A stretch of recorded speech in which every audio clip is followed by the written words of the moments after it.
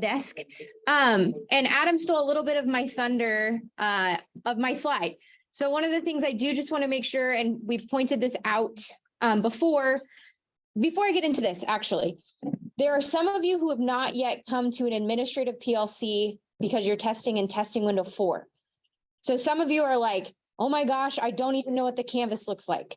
We're not going to do that today because we will get to that on April 13th, which is when I will meet with all of you on Zoom and we'll go through everything you need to know to administer the exam to your students. We can have a conversation today if you would like, but the point of this is really to think about, I have done my test with my students. I have scored using the rubrics. I've received my scores from the Willamette Promise for communicative awareness, reading comprehension, listening comprehension. Now, what do I do? That's where we're going to start. So I just want to make sure that if anyone is like, oh my goodness, I really was hoping to get into Canvas today, we can have a conversation, but we will do that on April 13th. Okay. So we have tried to provide as many guides for you all as possible, and you all have a Google folder. If any of you aren't sure where to find your Google folder, it was shared with you by Liz, but I can share it with you again. So if people need that, please send me an email and I'm happy to reshare your Google folder. So if you click, this is just an example of this is what your Google folder looks like. So most of the stuff in here, we're not going to get into today because it's directly related to this administration of the exam. Where we're going to focus is up here in this grading folder. So in your folder, you have a grading folder. And the first thing I want to point out is you do have both of the rubrics in here. So if later you're like, oh my goodness, I need the rubric, it's in your grading folder so that you have easy access to it. The other thing I want to point out is Liz did make a very comprehensive grading guide that really walks through what you do for each of the different sections. Again, communicative awareness, listening comprehension, reading comprehension, we will send you a spreadsheet. And that spreadsheet looks like, and it will live in your Google folder, it will look like this. So you will get your student's name, what section they were in if you have multiple sections, and then the scores they earned on those different sections in Canvas. Occasionally, you're going to have a student who's missing a score because they missed a section. That will come in red so that you're aware that that student does not have a score for that section. If you need a makeup for a student, we can make that happen. I just need you to reach out to me and we can set that up. So yes. Could you put in the scores for the multiple choice for them? Yes, Willamette Promise will score it. You do not have access to that part of the test as a teacher, just so that we can make sure that we're getting all the scores to you. We did it about a week after the testing window, just because there was some exams being retaken and there was just, it wasn't quite ready to be pulled. So generally you'll get a score sheet of all of your students about a week after your testing window, but you will have it in your Google folder. The other section. Say that again. We can edit like the speaking part, or you will. Yep. So you will grade the speaking and you will grade the writing. You can put those scores into Canvas if you want to. You do not need to, because what I'm going to show you in a minute is the grade table that then calculates the Willamette Promise score. Each section is weighted at 20%. So the way the spreadsheet works it will show you exactly what level they test into and the grade that they've earned. The scores themselves aren't helpful without the weighting. That makes sense? Cool. I was just wondering if we can edit this, right? We can put in our score on this. Not on this, not on this. This is going to be, I will go back here. This is where you'll edit your scores for your students.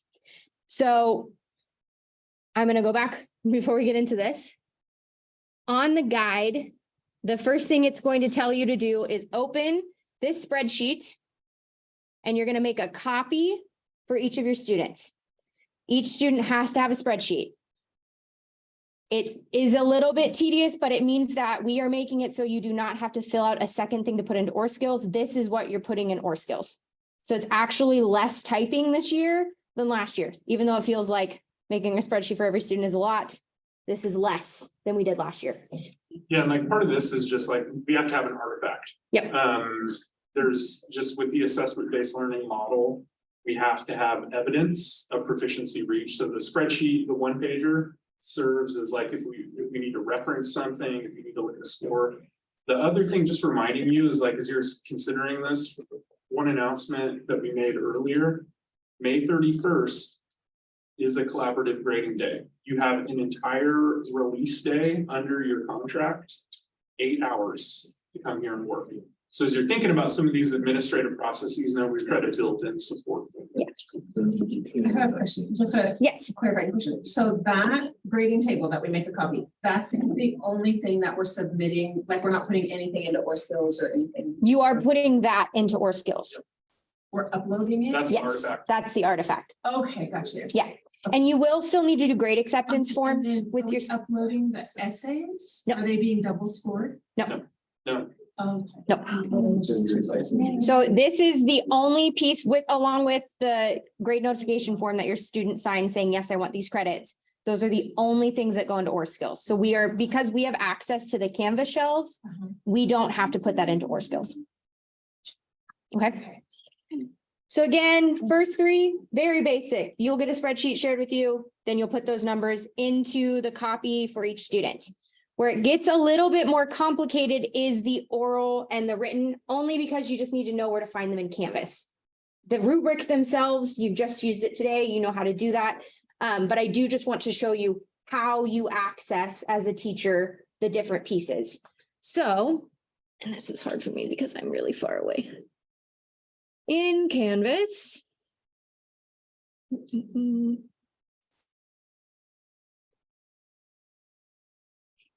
Just thinking about it. And ignore my Canvas because yours does not have this many.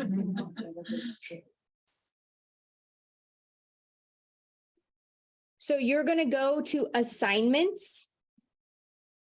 And you'll be able to open the written prompt or the oral prompt. So you'll click on the oral prompt. Again, this is going to look a little bit different, but I'm going to limit it in a second. So I see everybody, right? You will not see everybody. You will only see your students. So your students will show up on here. If you click on the student's name, it takes you to SpeedGrader. And so this student, you will see only your sections. So you have this little button. Again, I see everybody, but you will only have yours. So if you have one section, everybody will pop up in one, but you might have a couple sections. So then you might need to toggle back and forth between the sections. So as an example, I'm just going to open maybe. So you can see up here, there's a drop down. You would just click the student you're looking for. It's thinking. Do all of you use Canvas at your home schools, most of you? Yeah. Some do, some do not. We do. And so this isn't a great example because the student is missing the responses, but so you'll see this is where the student's response is. You should be able to play the response of the student. The student is missing responses. Let's see. But so in SpeedGrader is where you do this, and you can toggle back and forth between your students.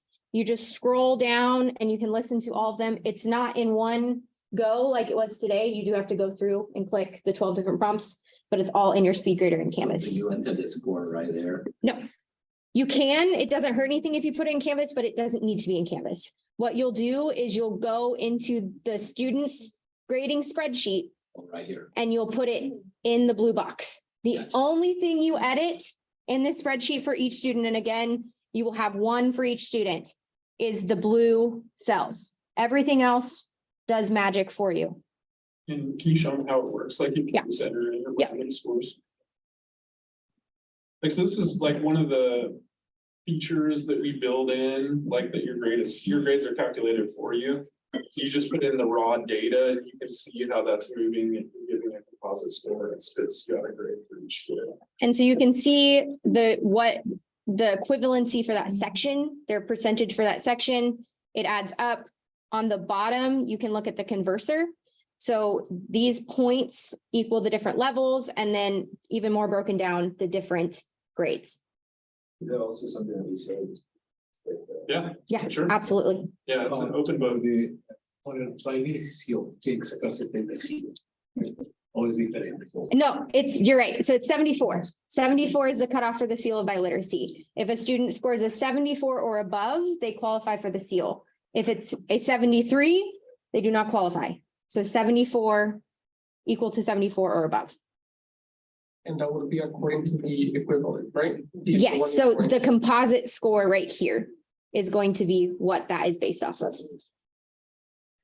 Now, do you give any suggestion how we would save it for each student name on the top? So if you, in your folder, if you go file, make a copy, you can, so I'll make one for myself.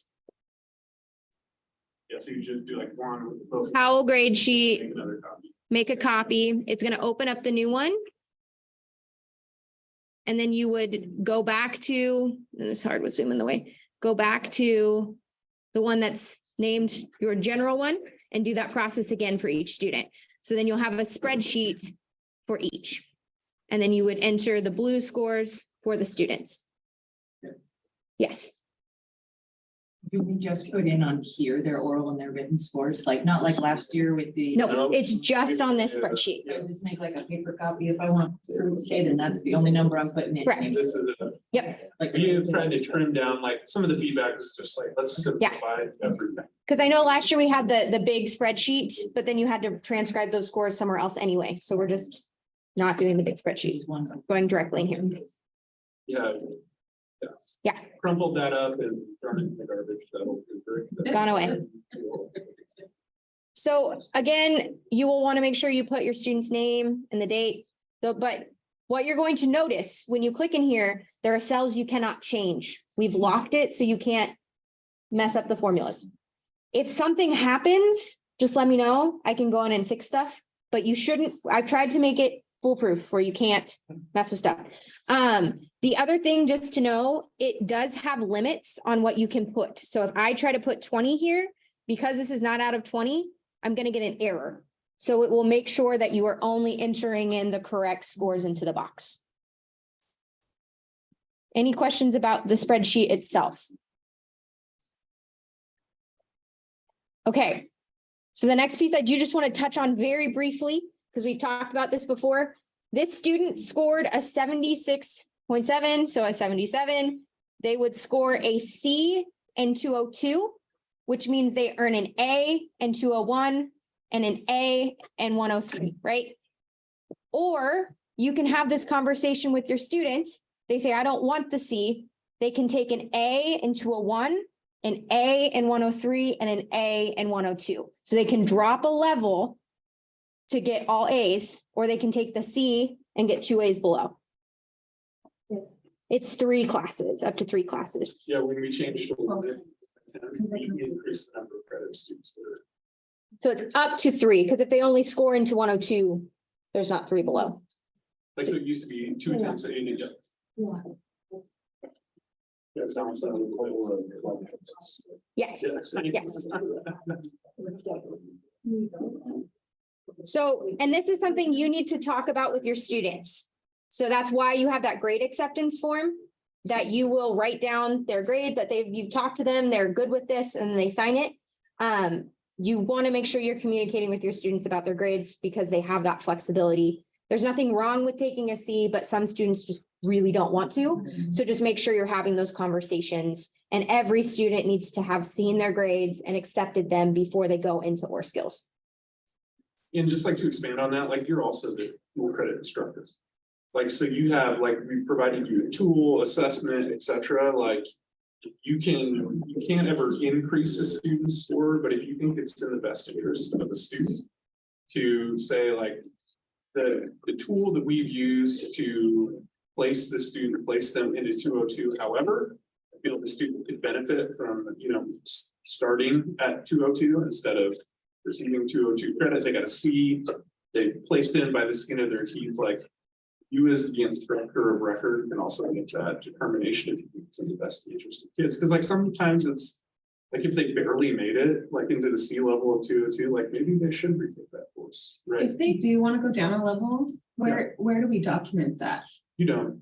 So you'd still submit the artifact, then you just score it in or skills with the, So on their, Okay. yeah, on their grade acceptance form, you would write the grades that they are comfortable taking. Okay, They'd sign that, and then those are the grades you put into or skills.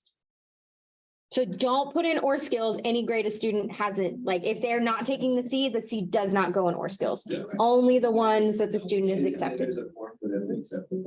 Yes, yep. Any other questions about this? It's basically everything in that folder and it's so. Yes, yes, everything is in, we've tried to really make it simple for you because we know it's a lot of process. Again, this guide, if I can find my mouse, there it is. This guide walks through like where you click to open speed grader for both of the assessments. And then or skills, it doesn't have more in here, but because we have an entire or skills guide that walks through the or skills process. The one thing with or skills that is changing for next year, I'm very excited to say, this year you do have to still enter in information for each of the classes a student earns. So if they earn 203, you put them in for 203, 202, and 201. Next year, you will put them in for their top class and the system will calculate and just autofill for you. So we're working on these processes.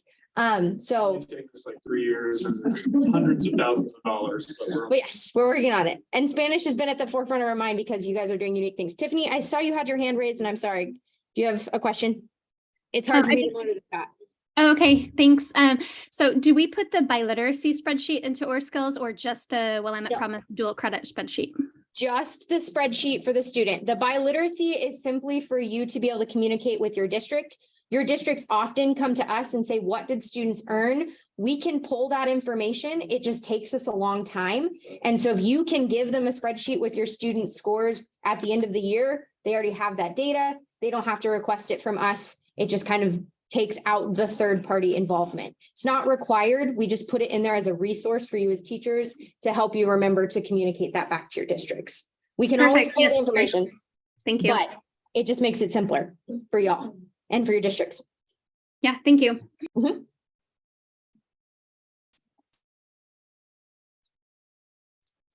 Okay, so again, spreadsheets in here, your guide. Right now, a lot of you do not have scores, some of you do, but you'll have a score sheet and the 2 rubrics. That's your grading folder. So you're going to score the exams for the oral and the written, create a spreadsheet for each student, enter in the scores for those students, talk to the students about the grade, determine the 3, have them sign their grade acceptance forms, put those forms into or skills. Can you remind me where the grade acceptance forms are? Are they part of that packet that they originally? I will put them in your grading folder as well. Okay. very nice. Yes, Thank you. so we will add that to the grading folder. Because it's fair, in but- Canvas, but it's in a weird spot in Canvas. Oh, okay. Yes, Thank you. yeah, of course. Okay. So this is the grading piece. We're not going to get into the or skills upload process today. We have 2 different trainings. If you're not familiar with that, we have 2 trainings that you can come to on Zoom that we're going to walk through those process. And we have a guide that is a step-by-step process, as well as videos that will walk you through like where to click. So we're not going to get into that today, but there are resources and I'm always happy to help with or skills. Yes. And like, I always talk about like where you want to be in the school year by when. Your goal, like, so you have that May 31st day. Your goal should become with your Google folder done. Mhm. Like you should have a spreadsheet on every single student with the completed scores. And their grade So by acceptance May forms. 31st, if you come with your essay scored, your oral scored, a spreadsheet for each student, you'll leave the day done for the year. Yeah. As far as your dual credit responsibilities. Does that make sense? Yeah. Just as far as like a tangible goal, if you still have like some couple orals to score, like you can use that for that time too. But on May 31st, if your goal is to be done, come with your exam scored in a spreadsheet for each student, and you'll have that day just to clean up, send in grades to Yep. Western, just be done. Yep. And again, we cannot enter grades for students who haven't accepted them. So you should have talked to your students and had them do the grade acceptance form. prior, if you can, prior to the 31st, because you can't put them in or skills until you've confirmed with the student that they're ready to go. Cool. You said Next year, they'll do that electronically. Yeah, it'll be a digital thing. Yes. the 13th is that a Zoom, Yes, the 13th is a Zoom. and what is the time for that? It is 3:30 to 5. Okay. Okay, and so Adam mentioned this 31st here at the ESD, we have the day for you to score. We also have, this is not a part of your contract time, but we are holding grading days that are optional grading days on the 17th and the 24th. So if for some reason the 31st does not work for you, these are going to be days that we have rooms available here as well. There will be other teachers, not just Spanish teachers, so our time will be split. The 31st is only y'all. So it's dedicated. We will be here for you. On these other 2 days, I'm going to be helping a smattering of teachers. I will do my best. But if the 31st really doesn't work, these are 2 other dates you can come to the ESD. And like, we're pretty agnostic, like your administrator might allow you to stay home and complete that work from home. And that's between you and your boss. Mhm. So this space will be open. We'll probably have some yummy snacks and coffee again, but if like you get release time to be home to do that work, that's fine with us too. Want to be here? Yep. Come here. Okay, so just a few reminders. And again, for those of you who have not done the admin, so this is again, the April 13th is that 4th and final administrative window. For those testing and testing window 2, just a reminder that your rosters and your schedules are due to us May 27th. Testing window 3, April 10th. Folks who are doing it in May, we need it to you by the 4th. So if you're not sure what that means, you can talk to me, but just know that those are the dates so that we can make sure we get your students into Canvas. So I just have 2 other processes that I want to walk to very fast. The student registration, so you're getting your students into Canvas, but they do need to register for OR Skills and for Western Oregon. So that's a different process than getting into Canvas. You will have this slide. It's in the folder that I shared with you yesterday. So you can send the students this direct link. If they've participated in a different Willamette Promise course with Western, they don't need to do this again. It's a one-time registration. So they'll fill in this form. The SSID is always something students don't know, so you'll need to get that information for them. Get it from your front office or in your PowerSchool system or whatever information system you use. The other piece on here, it's all very basic information. The other piece I like to point out on here is that this parent guardian information is optional. I know some of our students are not comfortable putting their parents on anything. That's fine. They do not need to list them. As a reminder, and this is a good place to do it, dual credit is protected under FERPA in a different way than in K-12. So in normal high school spaces, if a parent comes to you and says, how's my student doing in class? You can tell them anything they want to know because a parent has rights under FERPA. In dual credit is the opposite. You cannot, without a student's permission, tell a parent how a student did on a Willamette Promise exam because it is a college credit and that is a student's private academic record. So you have to tell that parent, and they're not always happy to hear it, hey, you need to talk to your student about that. I can't disclose to you that information. So just keep that in mind. If you have a parent who's particularly challenging and needs someone, you need to elevate it, you're free to send them to me. They get less information, but I can kind of put a nix on that. We just have to be careful that we're protecting our students' academic records. Any questions on FERPA?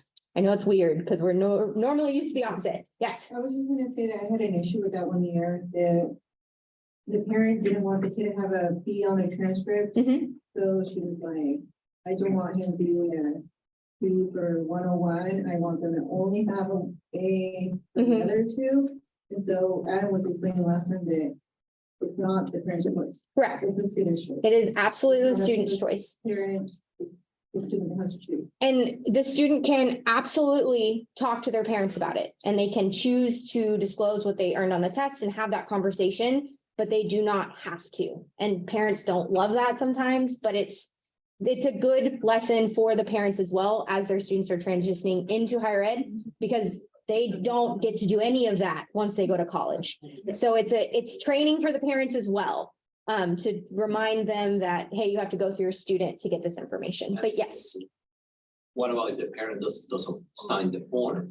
The parent no longer has to sign the form. It is only the student. So that was something that used to be on there. We have removed that. It is only the student that has to sign the grade acceptance form. That's the second, okay. To clarify though, a parent has to sign the waiver for using WISE, the online testing Yes, program. and that is fine. They just can't see, they don't see the grades via that. Yeah. They just can't have access to the grade. They can absolutely sign the WISE form. Okay. Good question. Les, did you have a comment? My question, and I asked it to them, was this, how do I verify who had signed up for and I promise who didn't, so that I can go to my roster? Because I know for a fact that there's some of these students that told me, for some odd reason, the test is free, that they didn't sign up, and should have, and I think the barcode against it, do it right then and there. Yeah. But I don't know if they've done it.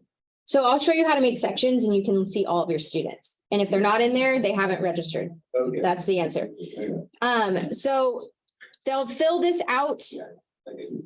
They hit submit. It's going to kick them over to a Western Oregon page. On the Western Oregon page, ask questions that students are not very comfortable answering. They do not have to answer them. It's the social security question and the citizenship status.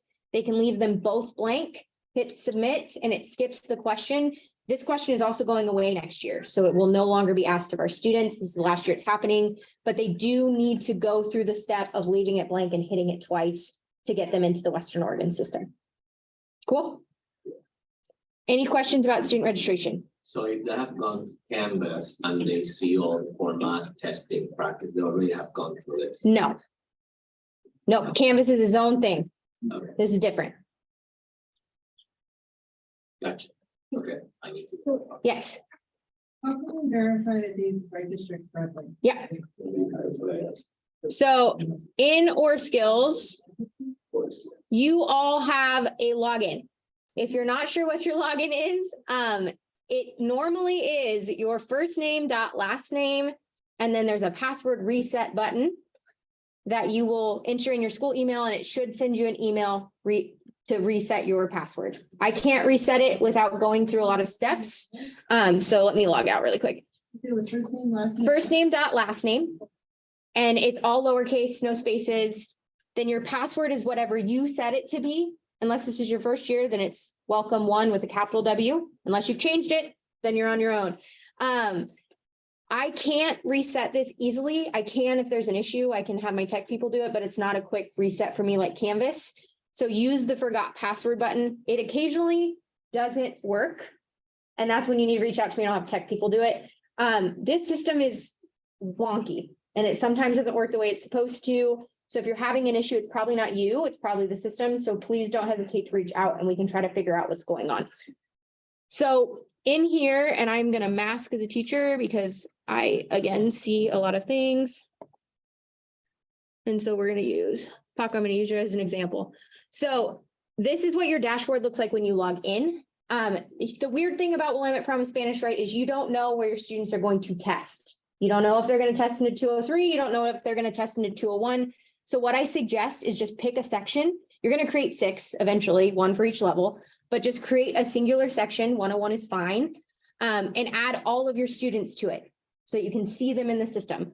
So you'll go to the sections page, click the blue button. Title would be whatever course level it is. So Spanish 101. Course, you'll be careful. Just make sure you're collecting the one that corresponds to the title you entered in.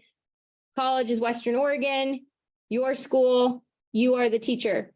So then you will type search for your students. If when you type search for them, they pop up, they've registered. If when you type search for them, they don't pop up, they haven't completed that process. So that's how you know if they've done the registration or not, by adding them to the section. I very intentionally said type search, don't try to scroll. It doesn't work. Type their first name or last name. You do have access to any student in your school who is registered for the Willamette Promise. So sometimes you have students with the same name. So pay attention to the birth date in that instance, or the SSID also shows on there so you can differentiate between the students. So that's how you would do this. Create the section, add your students to it. If they show up, they've registered. If they have not, they have not registered. One other thing I just want to point out, because this is true this year, this unconfirmed, you can ignore. Do not worry about it. If it's unconfirmed or there is a date, as long as they are in or skills, ignore the unconfirmed. So then also you can see if they've paid their fee, which we're going to talk about here in just a second of how they do that, but you will see in here as well that they've registered and that they've paid their fee. Cool. Okay, last thing, and I promise I will be fast. So payment, students do pay a $30 fee per year, not per course. So if they're taking multiple Willamette Promise courses, it's one time. They would go to our Square site, which is also on our website. They would find their mascot, click on the mascot, enter their first and last name, hit buy now, and then it's like every other payment system that we all use all the time now, right? So they just need a credit card to do that information. The other thing we do have is our free and reduced lunch form. So if your students qualify for that program, they don't pay to participate. So they'll click on the form on our website, and I can show you what that is. Fill this out. It does ask for their SSID number. So they need that for this process as well. Type in their name and submit. From your end in or skills, it looks exactly the same, no matter if they do it via the form or they pay their fee. Some of you, your school has opted to pay the fee of your students. So you would go to dual credit, student payment, and then we have our pay here or fee waiver. But at the bottom, there's a list. Let me see if I can zoom in a little bit. If you're on this list, your students do not need to worry about the payment process. If you're not on this list, they do need to do either of those things, either pay through the portal or fill out the fee waiver.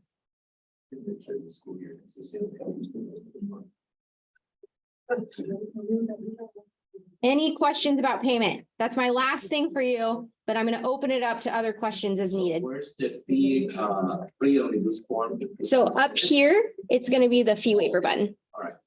And that is in the Willamette. Yep. So I went dual credit, Gotcha. and then it's the student payment, and then both the payment portal and the fee waiver on that page. I just have a comment. I think last time when we came, maybe I was wrong, but last time when we came, I think I saw that Aloha or school was in that list, and now I don't see it. We have the waiver and now I don't see it. I don't think Aloha had opted to pay the fee. That I don't believe that was the case. We love it when districts do though. Yeah, So if like you chat with Sarah or like someone and you're interested in changing that policy, just let us know. It's less work for us too, so. Because I thought we were in that list last time. Before we leave, can you also log into the I can try my best. Yes, I can. Other questions? Yes. Anything else folks need? Yes. I created my first section, Spanish 101. Mhm. I picked all my students Mhm. and I see 3 of them say unconfirmed. What did you say? Just ignore it. Okay. Just ignore it. Okay. So Because we all did anything. it at the same Yeah. time. Okay. Yep, and it's something going on with the Western system. That process again is going away next year. You will not see that column at all. So for this year, pretend it is not there. Okay, that's all I have for you. I appreciate you guys. I know that 4 hours of getting talked at the Friday before spring break is a lot. But we're really thankful that you're a part of our program. So thank you for your time. Grab a muffin on your way out. I'm gonna go help Les if anyone needs anything. Good spring break. Let me know. Thank you. Bye Zoom friends.